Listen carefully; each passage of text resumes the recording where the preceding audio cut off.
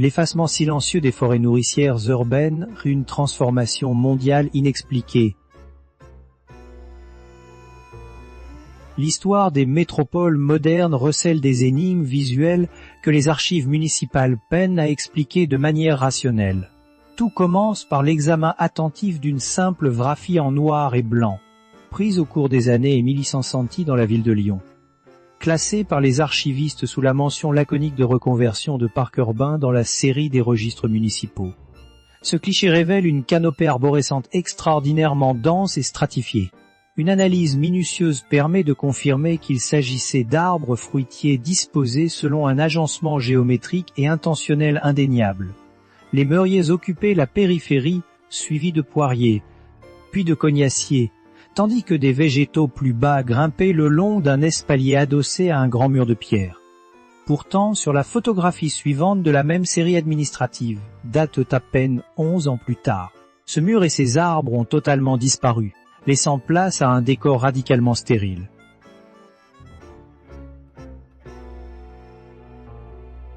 Cette seconde image montre une transformation radicale, où la végétation productive a été balayée pour implanter des pelouses ornementales, une fontaine centrale, des sentiers de gravier et une forme de vide architectural soigneusement mise en scène.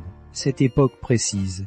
Les municipalités du monde occidental investissaient des sommes colossales pour m'abiner de telles conversions, transformant ce qui s'apparentait à des systèmes vivants, abondants et nourriciers, en ce que l'histoire officielle qualifie désormais de jardins publics modernes. Ce constat lirait une anomalie isolée, propre au bouleversement urbanistique de la France du XIXe siècle, si des recherches plus approfondies n'avaient pas rêvé des phénomènes strictement identiques à des millimètres de là, notamment dans les archives de Cincinnati, de Melbourne, de Lahore ou encore du Cap. C'est à ce moment précis de l'investigation historique que la récurrence de ces observations rend l'hypothèse d'une simple coïncidence locale totalement impossible à soutenir.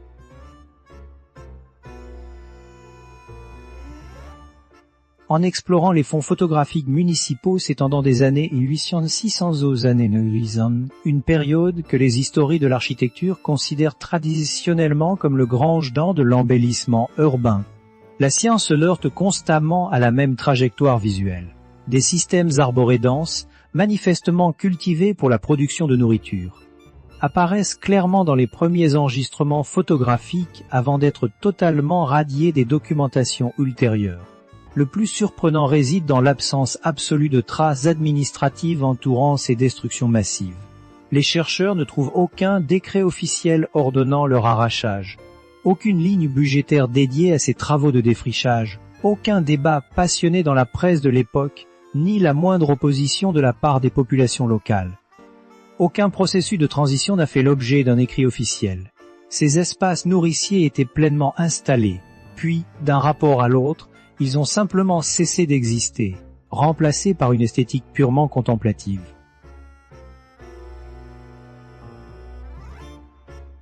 Le propre des anomalies scientifiques est qu'il est toujours possible d'expliquer un cas isolé ou d'interpréter un groupe d'événements en acceptant une certaine dose de hasard ou de particularisme local.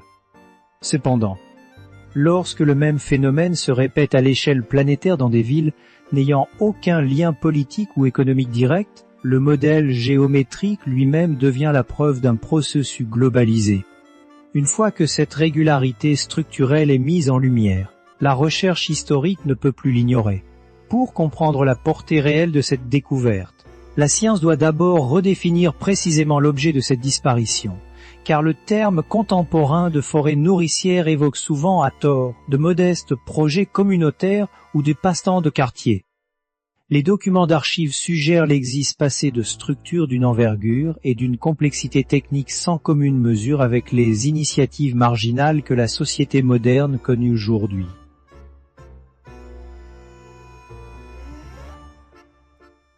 Une forêt nourricière parvenue à maturité et structurée sur plusieurs strates végétales représente l'un des systèmes de production biologique les plus efficaces par unité de surface jamais réglés par l'agronomie. Une fois établie, une telle communauté végétale ne requiert pratiquement aucun apport extérieur pour subsister et fructifier. Elle n'exige aucune irrigation en dehors des précipitations naturelles.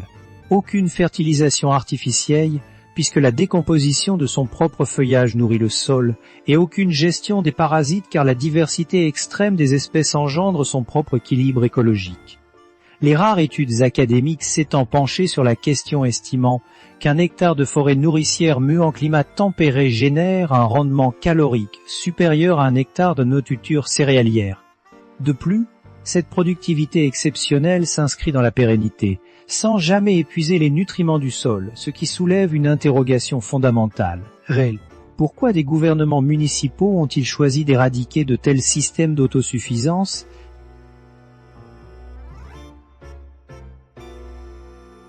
La justification historique conventionnelle affirme que la ville industrielle du XIXe siècle exigeait la création de parcs pour répondre à des impératifs de santé publique et de loisirs. Les populations urbaines agglomérées, étouffées par les émanations des usines, avaient un besoin vital d'espaces ouverts, de poumons verts et d'un soulagement esthétique face à la noirceur industrielle. Cette explication corporatiste semble cohérente à première vue, mais elle s'effondre dès que la science examine la chronologie précise des événements. L'histoire officielle soutient Constantino et son savant. Les grandes métropoles d'Europe, d'Amérique du Nord, d'Australie, d'Asie et d'Afrique ont entrepris, de manière totalement indépendante, des mouvements simultanés de restructuration de leur paysage.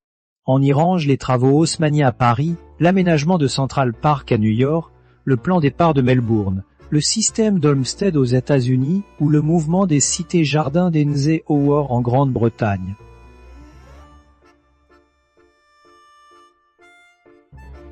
Tous ces projets d'envergure sont systématiquement présentés par l'historiographie classique comme des réponses isolées à des crises sanitaires ou des pressions politiques strictement locales. Pourtant, la simultanéité de ces chantiers planétaires demeure l'aspect le plus déconcertant de cette période.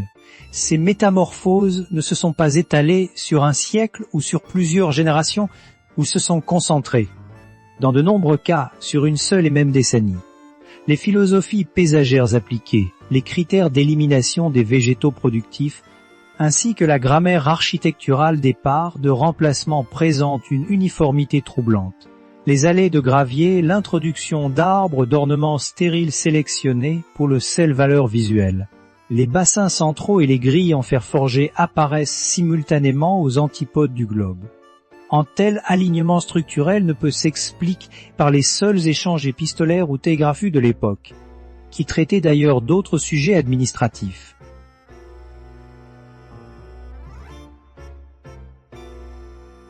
Les archives des grandes conférences internationales de l'époque ne contiennent aucune trace d'une concertation planifiée visant la destruction des systèmes alimentaires urbains. Le schéma se reproduit pourtant avec une régularité presque mécanique. En 1868, lorsque l'aménagement du futur Central Park débute à New York, les levées topographiques préparatoires mentionnent explicitement la présence de plantations d'arbres cultivés et productives sur le site choisi. Étrangement, les rapports rétrospectifs publiés des décennies plus tard par les associations professionnelles d'architectes paysagistes ne fournissent aucune précision sur le devenir de ces arbres, et les écrits personnels des concepteurs passent ce sujet sous silence. Une absence totale d'explication caractérise ce moment de rupture, une ellipse textuelle que l'on retrouve de manière identique en Europe lorsque les grands travaux de transformation urbaine redéfinissent la physionomie des capitales.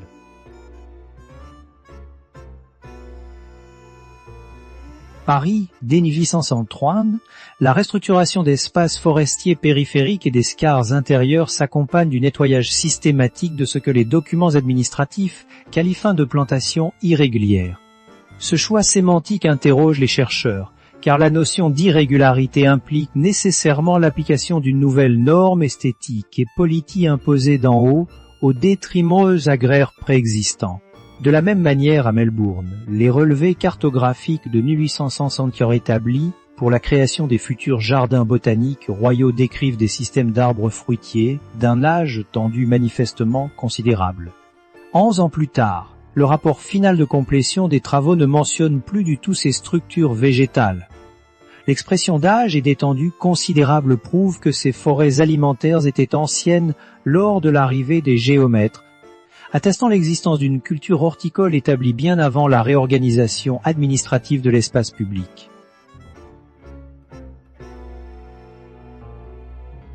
Face à ces contradictions, l'analyse géographique globale devient un outil indispensable pour mesurer l'ampleur du phénomène. En Afrique de l'Ouest, notamment dans l'arrière-pays d'Atta, du Ghana et du Nigeria, les cartographes coloniaux des années Mutinkiet ont consigné par écrit l'existence de paysages d'agroforesterie qu'ils prirent initialement pour des savanes naturelles. Des analyses botaniques ultérieures ont démontré que la répartition d'espèces hautement productives comme le karité, le néré, le tamarinier ou le baobab n'obéissait en rien au hasard de leur dispersion sauvage. Ces arbres avaient été plantés de manière délibérée selon des structures complexes. Bien avant l'arrivée des puissances européennes, la littérature académique valide la réalité physique parcs agroforestières, mais elle omet généralement de documenter la disparition des populations qui les entretenaient, ainsi que la destruction de leur savoir lors de la transition forcée vers les monocules d'exportation.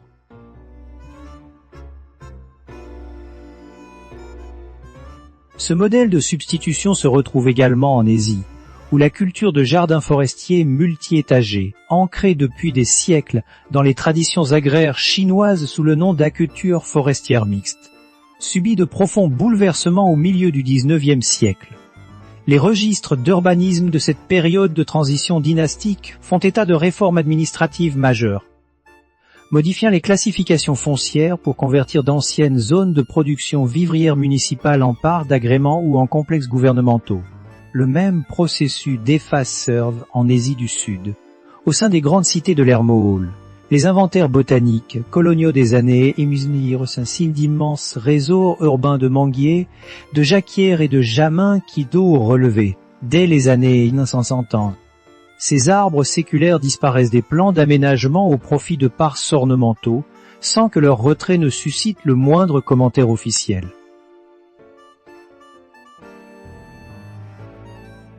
Ce silence universel pose une question fondamentale sur la nature de l'histoire administrative. L'effacement non documenté d'une ressource vitale relève-t-il de la simple négligence, d'une recherche d'efficacité technique ou d'une intention politique délibérée? Au-delà de la matérialité des arbres et des systèmes alimentaires, ces destructions concernant avant tout transmission du savoir humain. Une forêt nourricière n'est pas une simple accumulation de végétaux, elle constitue une encyclopédie vivante codée à même le sol par sa structure, le choix de ses essences et son organisation spatiale. Elle matérialise la compréhension fine des interactions biologiques, quelles plantes fixant l'azote, quelles espèces repoussent naturellement les ravageurs, comment les différents systèmes racinaires cohabitent sans s'étouffer, ou comment les auteurs de canopées régulent la lumière pour le sous-bois.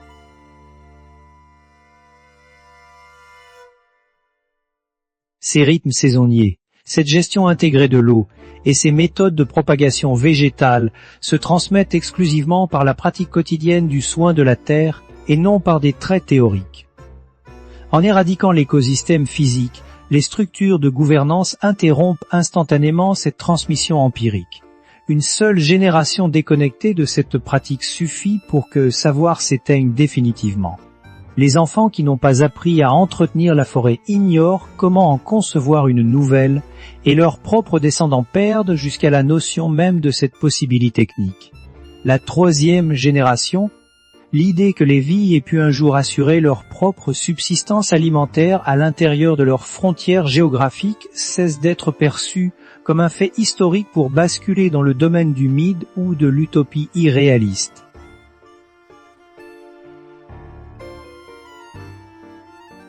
La science doit alors se demander si la société contemporaine ne correspond pas précisément à cette troisième génération, pour qui l'autonomie alimentaire urbaine semble relever de la fiction.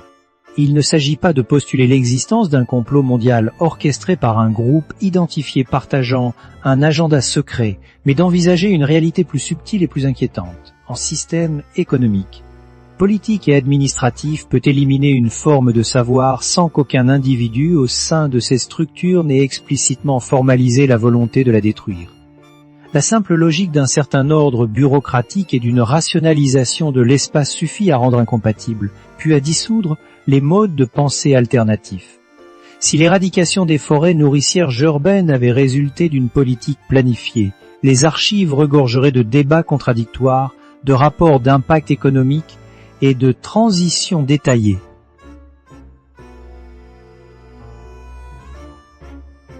Or, l'absence quasi totale de tels documents suggère un bouleversement mondial standardisé sans qu'aucune autorité centrale apparente n'ait coordonné la manœuvre à l'échelle de la planète. Face à ce vide documentaire, l'historiographie classique invoque généralement la diffusion naturelle des idées, la propagation des modes architecturales et l'influence des réseaux professionnels européens à travers les revues techniques et les expositions universelles. Cette explication par l'évolutions culturelles est séduisante, mais elle néglige un principe fondamental de la recherche historique. Tout changement de paradigme laisse des traces matérielles et textuelles de sa progression. Les transitions majeures génèrent inévitablement des courriers de contestation, des rapports d'ingénieurs exprimant des doutes, des adaptations locales ou des témoignages de contemporains la perte de l'ancien modèle. Dans le cas présent, le volume de ces traces est anormalement disproportionné par rapport à l'ampleur de la métamorphose.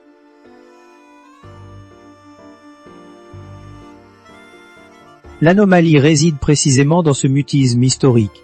Cette absence de deuil collectif et l'inexistence de voix officielles consignant les raisons pour lesquelles la collectivité choisissait de renoncer à sa sécurité alimentaire urbaine.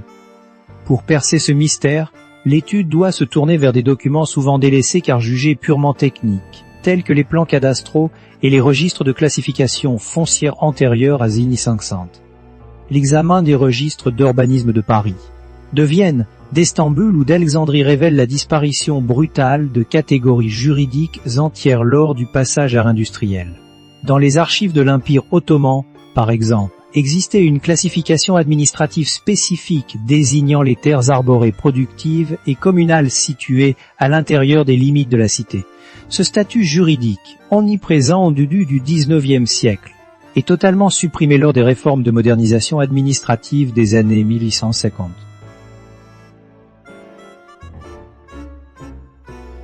La terre physique n'avait pas bougé, mais sa catégorie conceptuelle et son statut légal protecteur avaient été rayés du vocabulaire officiel des planificateurs. Ce phénomène démontre qu'une société ne peut protéger ce qu'elle n'est plus capable de nommer. Les indices convergents veulent vers une mutation profonde du conceptuel par lequel les sociétales, par lequel l'espace urbain, marquant le passage définitif de la ville productive à la ville consommatrice. Ce basculement s'est opéré à une vitesse suspecte, sans les longs débats transitoires qui caractérisent habituellement les révolutions culturelles majeures. Les communautés contemporaines de permaculture tentent aujourd'hui de redécouvrir horticole, mais ce qui semble définitivement perdu, c'est la maîtrise de ces systèmes à l'échelle macro-urbaine. Les photographies des années 1800 ne montrent pas de simples potagers de subsistance, mais des infrastructures vivantes hautement complexes, intégrées à la gestion des eaux et des déchets des cités.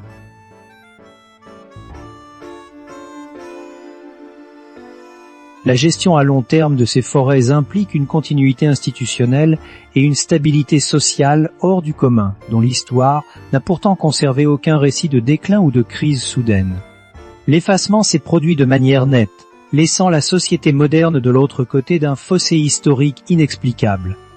Les faits avérés révèlent la présence passée de ces systèmes arborés matures sur plusieurs continents, leur disparition simultanée dans un intervalle de temps extrêmement resserré, et la minceur déconcertante des archives relatives à leur retrait. Ce que la science ignore encore, ce ne sont pas les facteurs économiques ou politiques de la modernisation industrielle, mais les raisons de l'absolu mutisme qui a entouré ce processus.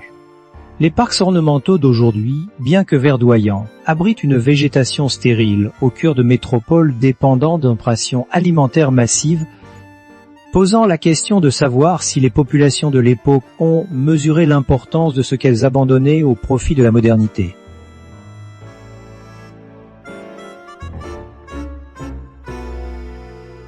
Evrilik en subscribe drive me top une arting forgot page of history. Tincu somuch en c'est une extime.